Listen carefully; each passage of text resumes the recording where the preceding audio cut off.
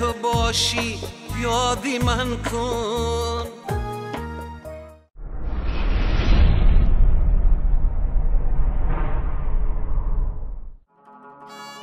تو فضل و هنر آینه پرداز نشد، ز اقبال در بروی کس باز نشد. در واقع هنر است که با قوه و نیروی خاصی بر روح و روان تاثیر کننده‌اش میان انسان‌ها تخم صداقت و صمیمیت را کاشته، دوستی و رفاقت را تلقین نموده، صد و سرحدها را عبور و هزارها در و دروازه‌های بسته را باز و مهر و محبت را افزون و پاینده می‌دارد. خاصتاً اگر این هنر آوازخوانی و سرایندگی باشد و خواننده‌اش دلباخته صنعت و داننده فرهنگ و عنعنات ملی و محبوب دیده و دلها. تو رفتی و تصویری تو در دیده من ماند. جمشید اسماعیلов هنرپیشه خلقی تاجیکستان از زمره هنرمندان است که محض سرود و ترانه و آهنگ‌های جذاب و دلچسبش هزارها نفر را عاشق و به زندگی دلگرم و چندین نسل را در روحیه افتخارات ملی تربیت نموده و برای همیشه نام نیک و ایجاد پرغناوتش را جاویدانه و بازگوی کننده آرمان‌های ملی معرفی نموده است. در دیده من جمشید بسیار فرهنگ بلندی لباس پوشی داشت. ایجادکار محبوب مردم بود. در موسیقی کشبی تاجیک یک تبادلات در آورد. حتی در بعضی محفل ها ما شعر میخوندیم، میبرامدیم اسلام میکردیم. این خیلی هنرمندان دانه دانه میشوند. بهترین انسامبل در گیری خودش گیر می آورد و سرودهایش را ثبت میکرد.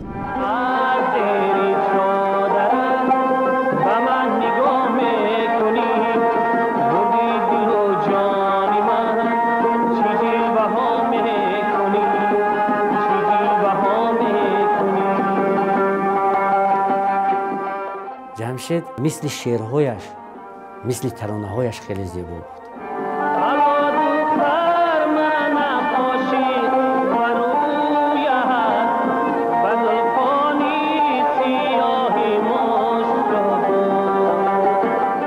جمشید اسماعیلов در میدان فراخ و پرپیچ و تاب هنر و شهرت و ظفر با کوشش و تلاش‌های نوسازی نام و نشان خود را به نیکی ثبت نموده و در این میان از خود گنجینه بی‌بهای ایجادی باقی گذاشته است که حالا با یاد آوردن نامش مخلصان سرود و ترانه و آهنگ‌های جاویدانه‌اش را زمزمه می‌کنند و دوستان از خصلت‌های حمیده و صحبت‌های نمکینش یادآور می‌شوند. شاگردان و پیروان و زیردستانش از عدالت و راست قولی و ایستادگری در تطبیق نقشه‌های ایجادیش صحبت نموده و چند نسل دیگر از جوانی و آلوفتگی و چهره زیبای جوانیش رو در هوای ترانه‌هایش عاشق گردیدن و عاشق بودنشان را در دفتر خاطره‌ها ورقگردان می‌سازند. فرزندان و نبیرگان باشند از او همچون از قبلگاه و شاهستون عائله یادآور شده نوازش‌هایش را از هر کنج خانه جستجو می‌نمایند. استعداد خداداد داشت. آواز و لحن و تازه شیرینش او را محبوب دلها گردانده بود. در هنر آوازخوانی او به قله‌های بلند هنر رسید. در انتخاب متن جمشید سهلنگاری نمی‌کرد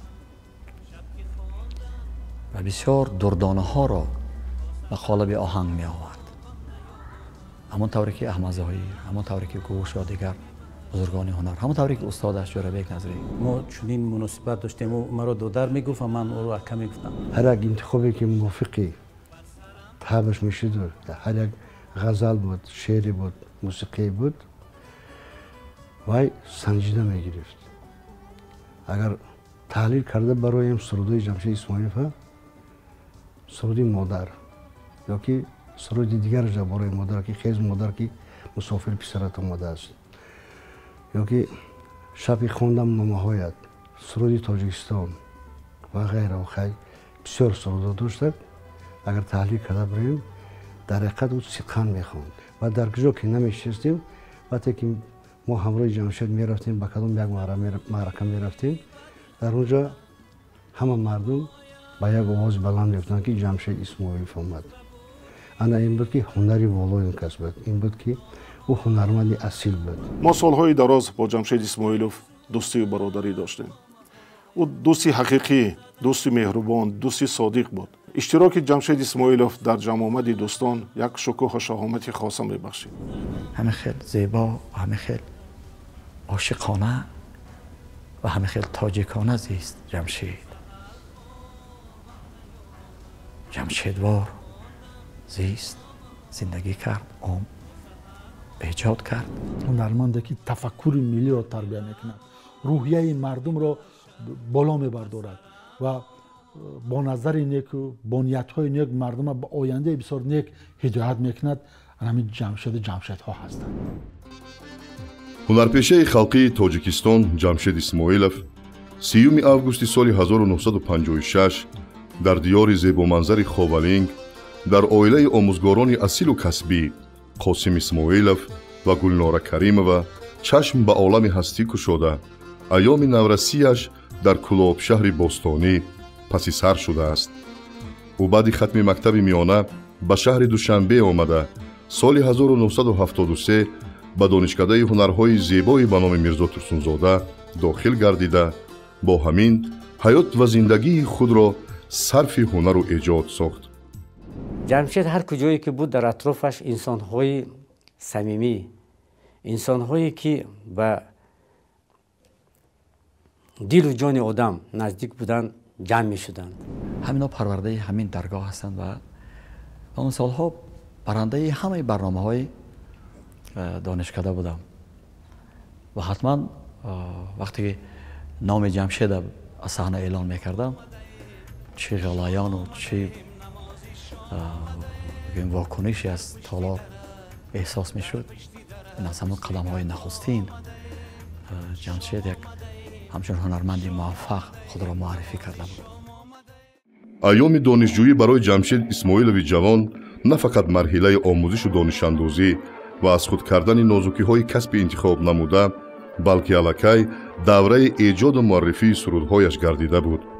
маҳз дар ҳамин айём заҳматҳои шабонарӯзӣ аз худгузаштанҳо, омӯзишу андӯзиш, меҳру муҳаббат ҷамшед исмоилови навқадами роҳи санъатро ба зинаҳои болотари ҳунар мебаровард. воқеан ҳам он айём ҷамшед исмоилов таҷассумгари санъат буд. хушсадо, хушсимо, хушрафтор, хушгуфтор. як зебогие ки барои саҳна аз ҳама зарурат як ҳусни зебои устод ҷамшед исмоилов басанда буд рӯи саҳна, ки пеш аз оғоз кардани сурудаш ҳамон чеҳраи ҷамшед вақте дар саҳна пайдо мешид, барои масалан бинандаву шунаванда бисёр ин як форам буд. бисёр дар саҳна озод буд, дар сурудхонӣ вобаста ба мантиқи шеъру тақозои оҳанг ҳаракат мекард. нигоҳҳо ки ин хоси як актёри кино аст ва ҳамин хусусияти актёри киноро ҷамшед исмоилов дар хондани суруд ба ҳама мухлисон эҳдо мекард.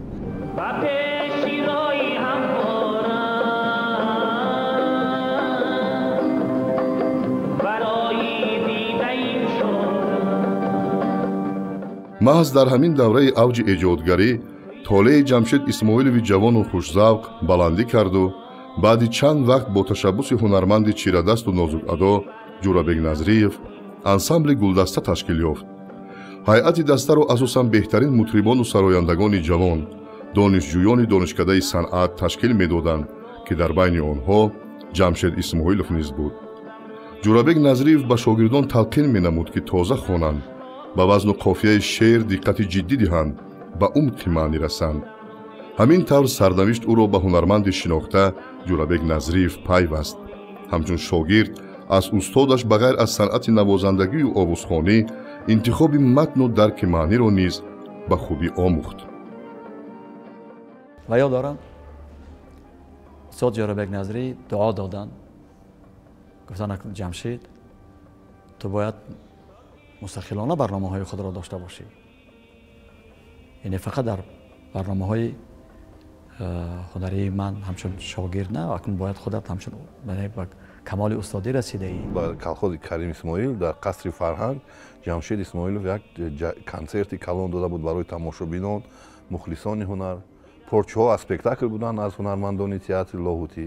Ва вақте ки мо аз қасри Фарҳанг аз пушти дараш баромадем, шумо бовар намекунед, соати 9 бегоҳ ҳамин дар кушодем, мо баромадем, як 200 ё 300 духтар пушти дарда Ҷамшед, акаи Ҷамшед, дигар ҳамин қапидан Ҷамшеда, дигар телефонша гай куҷо ёбем, мо мухлиси ҳунари шумо. биё биё дилбарҷон, чашми сиёта қурбон, дили маро намодӣ кабоби шоҳмиҳрон, дили маро намодӣ кабоби шоҳмиҳрон.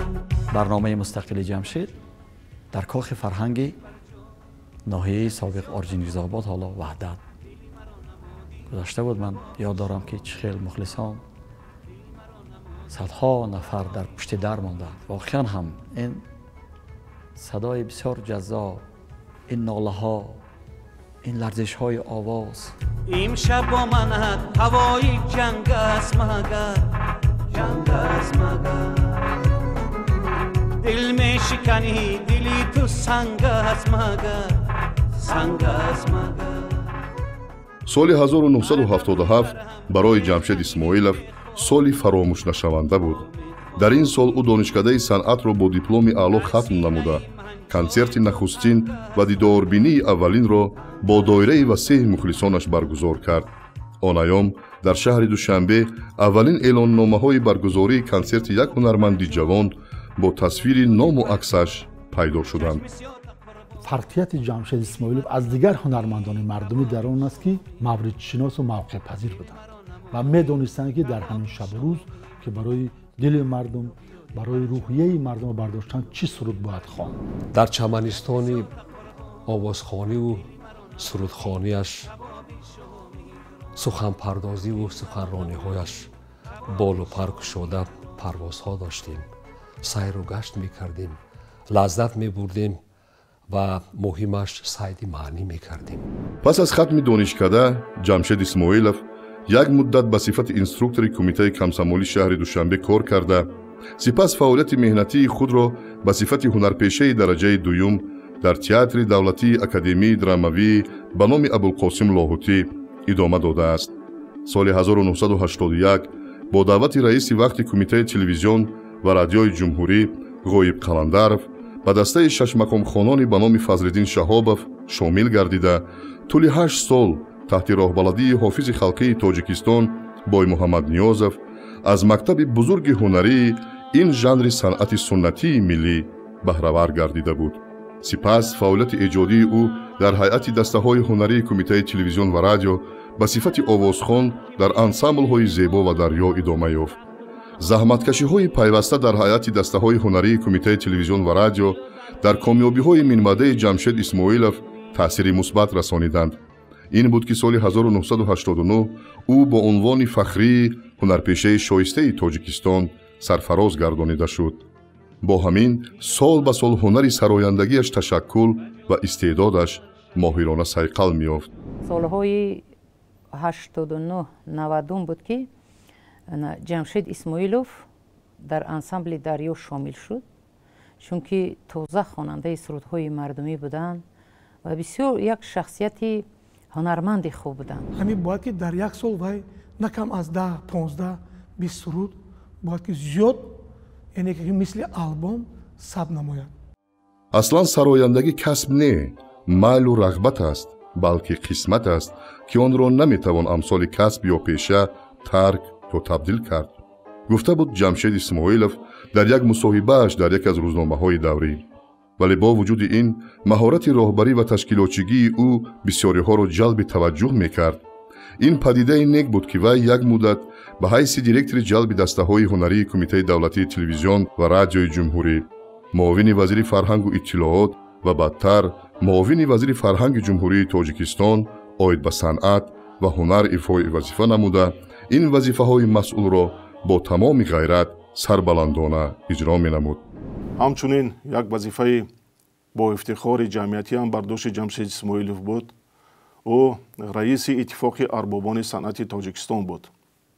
و موافق این وظیفه عضو شورای جمعیتی تاجیکستان بود و در بررسی مسئله های خیلی مهمی که به رشد و پیشرفت جامعه دخل داشتند همیشه فعالانه شرکت می‌ورزیدند. نخستین کسی که از هنرمندان به شعر بنده آهنگ بسته بودند این جمشید اسماعیلوف بودند سال 1993 و با شعر کمینه و یکمین شعری که در قالب آهنگ وارد شد همین شعری بود که جمشید اسماعیلوف خواند: یا رب گناه تفرقه باری که میکنی، شبهای ناامیدی نثاری که میکنی. این طفل شیرخواره را بعد از سر پدر در چنگ غم نهاده و زاری که میکنی.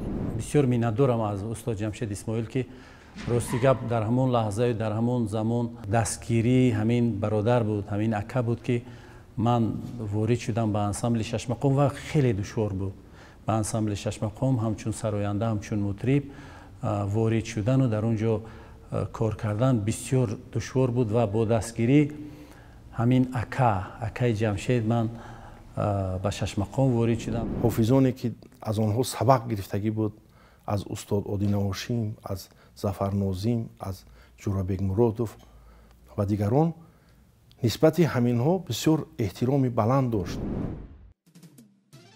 جای بحث نیست که هر یک سرود ایجاد و اجرا نموده جمشید اسماعیلوف به زودی در قلب هوادارانش جای گرفته عمری جاویدانه دارند. خرد و بزرگ سرودهایش را زمزمه میکردند و تا حال میخوانند. زیرا سرود و ترانه‌های جمشید اسماعیلوف همگی در خور واقعه‌های دور و زمان بوده یک نوع دعوت به سوی سازندگی و دوست داشتن زندگی و دلگرمی به فردای درخشان روانه گردیدند. سرودی ای هموطنان ملتم افگار شده است سالهای بی سر و سامانی مردم را به اندیشه کردن وادار ساخته. ترانه به طفلی که ندیده نوجوانی، گیریم و گیریم دل شخصی سنگدل را هم آب و ادا می کند.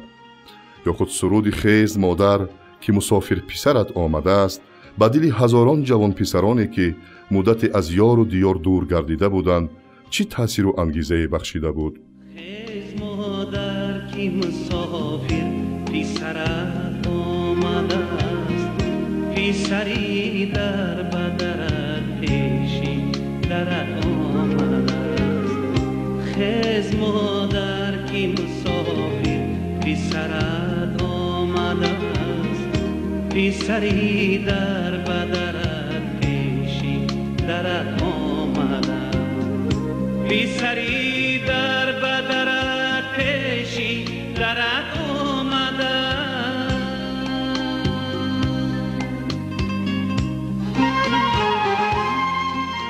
سرودهای بیا برادر شویم و دیار ما دیار نور و گوهر است. هر شخصی با شرف را به ننگ و ناموس دوست داشتن وطن، یگانگی، سازندگی، آفرندگی، بخشیدن گناه همدیگر و مهر و محبت ورزیدن نسبت به یکدیگر دعوت می‌کردند. این سرودها چون شعار، چون علم دل هر کس را به طغیان آورده افتخارات ملی را بالا می‌بردند. هرچند این سرودها چندین سال قبل آفریده شده باشند هم ولی تا دمی که ملت سربلند تاجیک هست صدا خواهند داد، خدمت خواهند کرد. برادرانی مهربان با هم شویم، برای شهرتی دیار نازنین علم شویم. وقتی که برادرش برادر بزرگش وفات کرد اولین بار خواهش کرد که من همین جان جگر داشتم در راه دفاع مملکت وطن جان سپرد. یک شعر نمی نویسیدم، یک مرثیه نوشتم که بسیار خوشش آمد و همون را با بسیار پردرد علم خواند. بعدتر در غایبی من شعر گرفته است بگذار گدا باشم در خاک وطن باشم، خودش آهنگ بسته است. تلفن کرد که من یک شعر آهنگ بستم گوش کن ممکن پسندت شود. گفت های آهنگ خوب برآمدانم. بگذار گدا باشم در خاک وطن باشم، در بند جفا باشم، در خاک وطن باشم. بگذار که غم بینم سر درد و علم بینم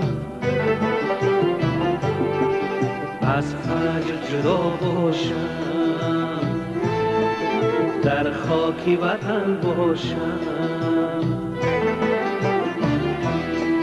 از فجر جدا باشم در خاکی وطن باشم. وصف مادر در کلبار ایجادی جمشید اسماعیلов موضوع مرکزی را اشغال میکرد. سرودهای من قربان سر و پای تو میشم مادری من، اول اگر خداست دوم تو مادری، ای مادری من، دعای مادر، فریاد مادر و دهها سرودهای به مادر بخشیده او یک مجموعه مادرنامه را میماند که توسط آنها مهر و اخلاص و محبت هزاران نفر فرزندان بناموس نسبت به آلیه زندگی مادر افشا گردیدند. من قربانی سر و پای تو میشم مادری من، فدای قلبی زیبایی تو میشم مادری من. من قربانی سر و پای تو میشم مادری من، فدای قلبی زیبایی تو میشم مادری من.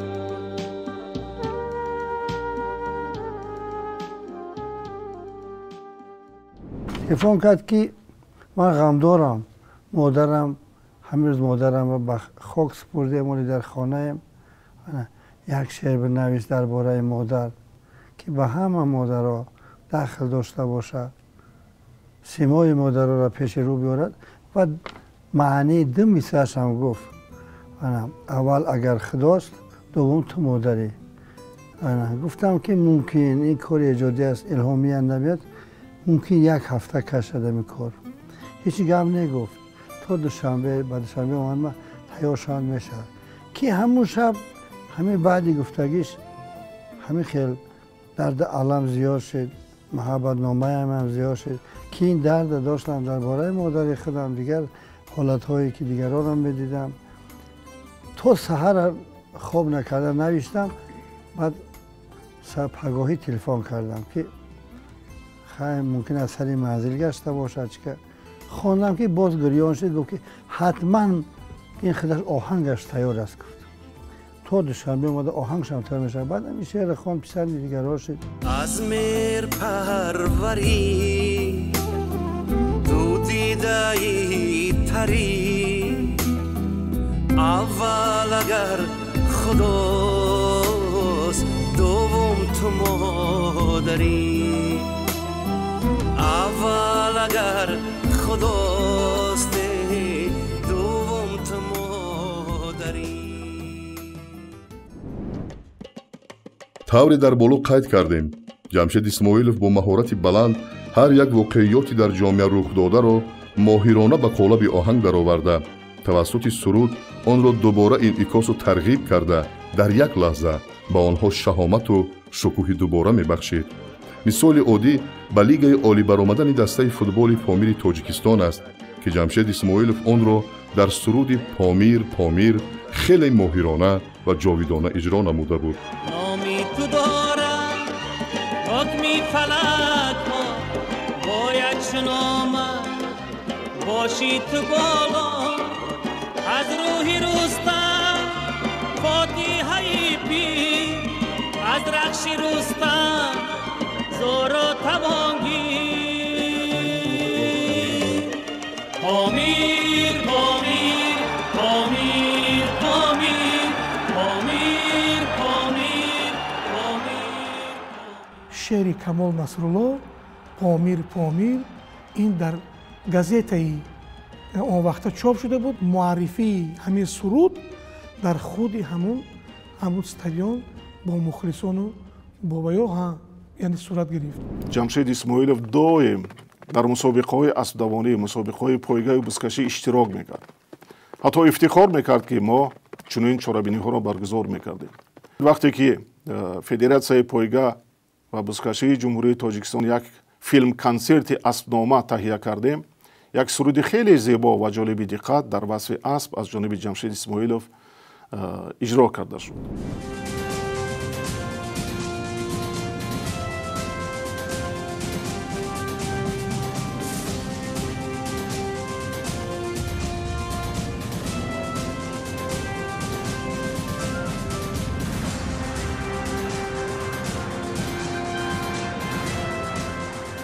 соли 1999 ҷамшед исмоилов дар кохи борбад базми ҷамшедро доир намуд.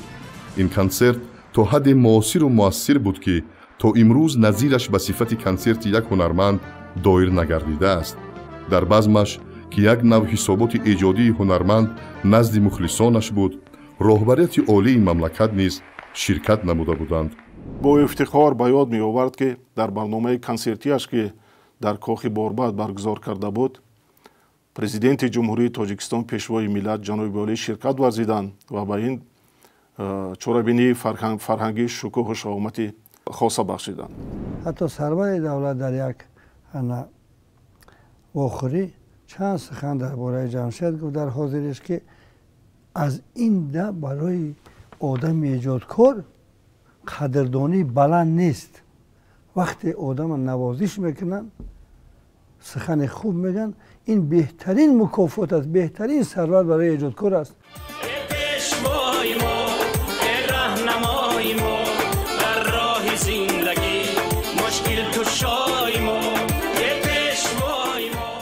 ҷамшед исмоилов дар тӯли зиндагӣ ва фаъолияти эҷодӣ сафарҳои хеле зиёди ҳунарӣ низ дошт. ҳар яки он як кулбор қисса ва як дунё маъниву таъсир доштанд. дар ҳар як сафар кӯшиш мекард фарҳангу ҳунари миллаташро муаррифӣ созад, мусиқӣ менавохт, суруд мехонд. садои нарму дилчаспаш дар дигар кишварҳо низ сафи мухлисонашро афзун менамуданд.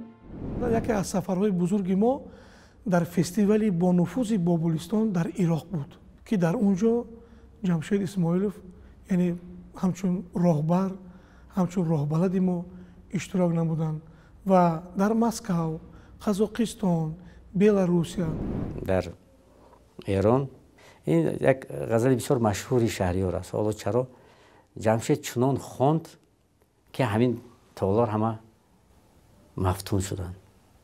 баъде ки тамом кард, толор ҳама аз ҷо хеста қарсак мезананд, беш аз 5-6 дақиқа намонданд ки ҷамшед аз саҳна фарояд. ин қадар муҳаббату меҳрубонии вай мардума ман нисбати ҷамшед дидам.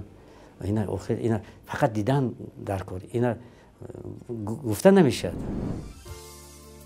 дар идомаи фаъолияти меҳнативу эҷодӣ ҷамшед исмоилов дар вазифаҳои сармуҳаррири ҷамъияти саҳомии матбуот, директори генералии иттиҳодияи эҷодиву консертии вазорати фарҳанги ҷумҳурии тоҷикистон, директори ансамбли давлатӣ, хизматнишондодаи рақсии лола ба номи Ғаффор Валамадзода ва то охири умр ба ҳайси муовини директори муассисаи давлатии сафарию ҳунарии Базморо ифои вазифа намудааст. аз соли 2013 раиси иттифоқи арбобони санъати тоҷикистон интихоб гардида, дар ин айём маҷаллаи Анноҳиторо роҳандозӣ намуд, дар дастгирии собиқадорони соҳаи санъат талош меварзид. соли 2011 бахши филологияи донишгоҳи миллии тоҷикистонро низ хатм намудаву ба сифати профессор дар донишкадаи фарҳанг ва санъати тоҷикистон ба номи Мирзо Турсунзода ба шогирдон дарс мегуфт. бо устод Дона Баҳрон дар як утоқи кори синф нишастам. гуфтам ки устод дар шӯъбаи мо дар донишкада ба меҳмонӣ не, гуфтам Фурқаҷон маро кор даъват кардан инҷо, роҳбарияти имрӯзаи донишкада. азбас ки бисёр ҳисси баланди миллӣ дошт дар донишгоҳи санъат, шогирдонашро аз ҷумҳурии Ӯзбекистон интихоб карда буд. якчанд шогирдро интихоб карда буд ки сурудҳои ноби тоҷикиро ба сомиёне ки дар Ӯзбекистон ҳастанд расонанд. аввалин шогирд ки пайдо мешуд, аз дар медромад, дар вақти супоридани имтиҳон суол мекард. шеъре ки, оҳанге ки шеъра бадоҳатан аввалан мехонӣ, пас бо оҳанг, бо садо. ҳамин хел карда як ҳолати хуберам ҷорӣ карда буданд дар ҳамон шӯъба. дар донишкада, дар кафедраи сарояндагии мо тӯли 3 соли охир бо мо ҳамкорӣ мекарданд ва то ба имрӯз баъзан донишҷӯё нест рӯзе ки нест дарсе ки як бор дар бораи ҷамшед Исмоилов ягон донишҷӯяшон гап назанад, ба хотир наорад. донишҷӯ шогирдонаш мегӯянд ки ҳамин муаллим 3 сол дарс додану муаллима ягон бор пойафзоли муаллим ба мо на зимистон, на тобистон, на баҳор, на тира мо гард надидем. дар пойафзолашон чанг ягон бор надидем. инқадар муаллими мо тоза буданд. дар ҳақиқат ҷамшед бисёр фарҳанги баланди либоспӯшӣ дошт ва анамин озодагӣ ҳозир анамин шогирдонаш ба гузаштагӣ ҳаст.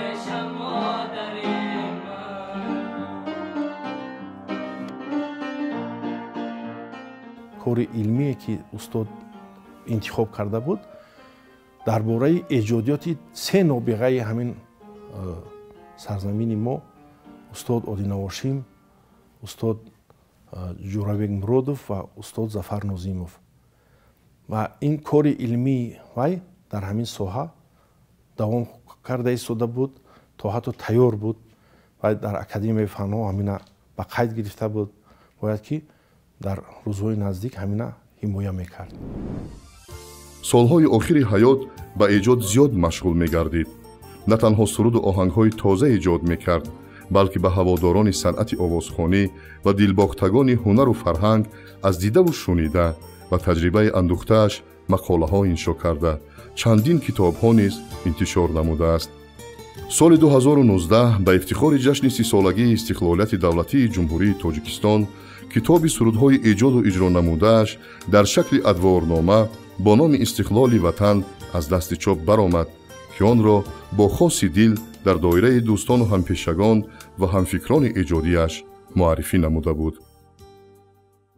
بسیار دوراندیشیش در آن معلوم شد که آفریده های خود را شعر و متن هایی که با آن ایجاد کرده است آهنگ بسته است همه را گرد آورده و شکل کتاب پیشنهادی هوادارانش کرد که مبادا در گوشه های فراموشی نموند و اونایی که نسل های بدتر میان نمیدونن که این شعر کی است مثلا این کی خونده است از روی این کتاب بها میدن که این هنرمند ممتاز هنرمند شیرین سخن خوش‌آواز جمشید اسماعیل خوانده بوده است.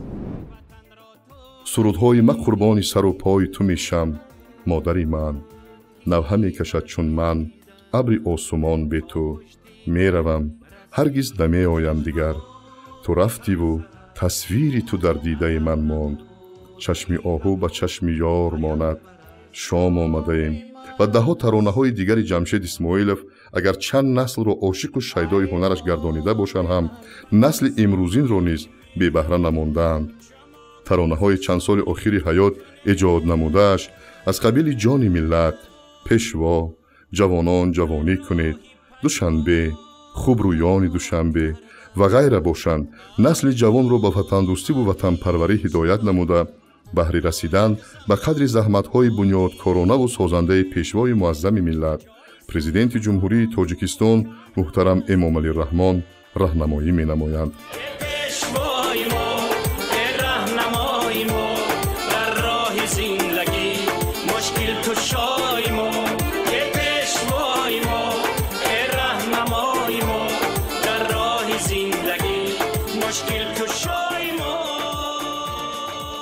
سرود جان ملت قبل از جمشید اسماعیلوف دو سه هنرمند دیگر این سرود خوانده بودند اما جمشید در اوج اعلا اجرا کرد چنان نشانرس چنان متن با آواز با موسیقی توأم بودند که هیچ کس حقوقی قبول کردن نداشت. بعد که سرود جان ملت بسیار غلغله افکند بسیار مشهور شد بسیار واقعیت زندگی و واقعیت حال ما را ارزیابی کرد و در شخصیت پرزیدنت محترم پرزیدنت امام علی رحمان بهترین شعر بهترین سرود پسندیده شد. او جان ملت است او جان ملت است سناخان ملت است او جان ملت است او جان ملت است سناخان ملت است. این اجرای این سرودها در تنتنه‌های ایدانه به افتخار روز استقلالیت دولتی рӯзи ваҳдати миллӣ ва ё дар таҷлили ҷашни наврӯзи байналмилалӣ оммаи васеи мардум бахусус ҷавонони саодатманди кишвар бо шодиву ҳаяҷон ҷамшед исмоиловро пазироӣ ва баробараш таронахонӣ мекарданд. ин аст рисолати як ҳунарманди асили мардумӣ ки аз эҷодаш дар ботини инсонҳо ҳисси ифтихороти миллӣ дучанд авҷ мегирад.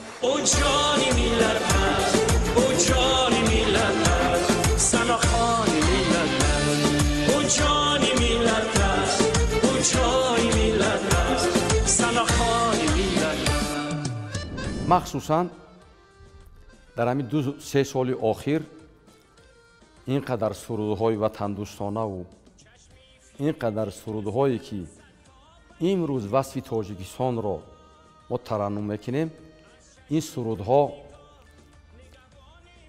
ба сабки ҷамшед ба оҳанги ҷамшед бисёр талъам омаданд ва ин сурудҳоро бибинед ки дар тамоми чорабиниҳои давлативу дар тамоми майдонҳои варзишӣ ин сурудҳо бисёр бомутантан садо доданд ки ҷамшедро як бори дигар исбот сохт ки ҷамшед дар ҳақиқат ҳунарманди асил аст. дар солҳои охир яке ҷамшед монанди ҳамон руду чашмаҳое ки якҷоя мешаванд ба дарё табдил меёбанд, дар солҳои охир эҷодиёташ як хуруҷ кард, як мавҷи дигар пайдо кард ки ҳаводоронаш бештар шид ва дар ҳама маъракаҳо вирди забон мегашт. ҳар рӯзе ки чанд суруди устод ҷамшед исмоила хо дар хона бошад, хо дар ҷои кор бошад, мешунавӣ ҳеҷ гоҳ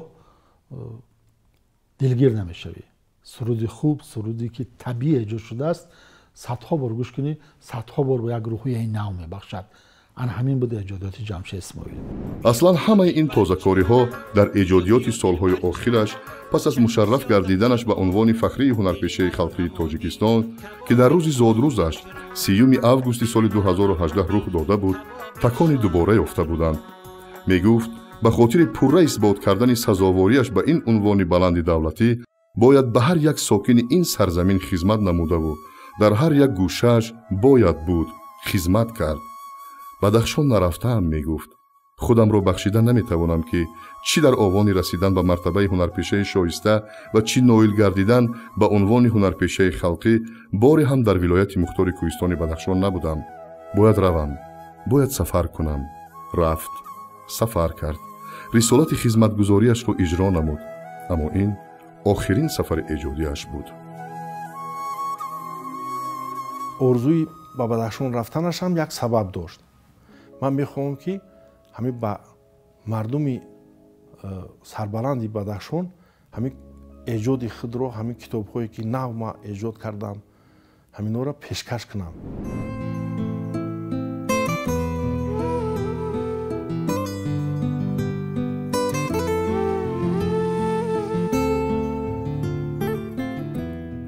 ҷамшед исмоилов ба сифати як ҳунарманд новобаста аз барвақт ва нобаҳангом рахти сафар бастан ба охират дар назди миллату давлат, дӯстону ҳампешагон ва аҳли оилаву фарзандон ва набирагонаш рисолати инсониву эҷодии худро иҷро намуд.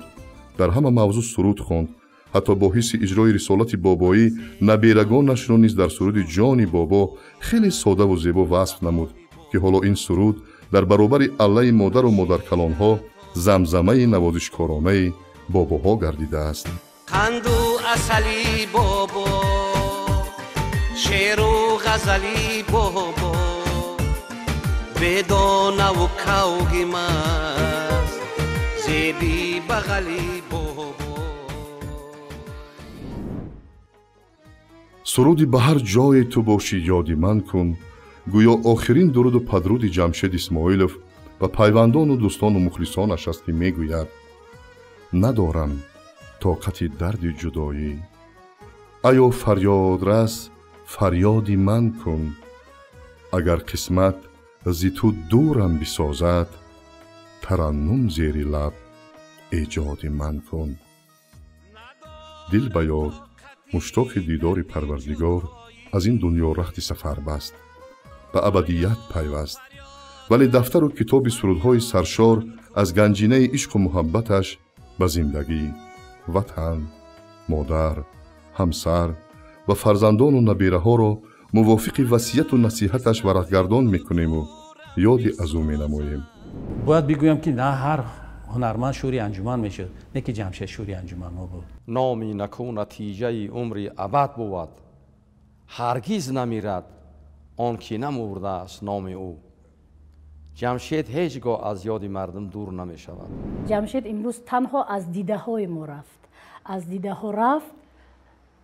ҷовидонам фикр мекунам ба қалбҳои мо, ба дилҳои мо ҷо кард худашро. ҷои ин бародари ҷонӣ дар миёни ёру дӯстон, наздикон ва ҳаёти фарҳангии кишвар холист. ҳар гаҳи овози ширину нотакрорашро мешунавам, ба дил мегӯям падарам зинда аст. воқеан ҳам ӯ барои мо зиндаву ҷовид аст. то ҳастам эй рафиқ, надонӣ ки кистам. рӯзе сароғи вақти ман оӣ ки нестам.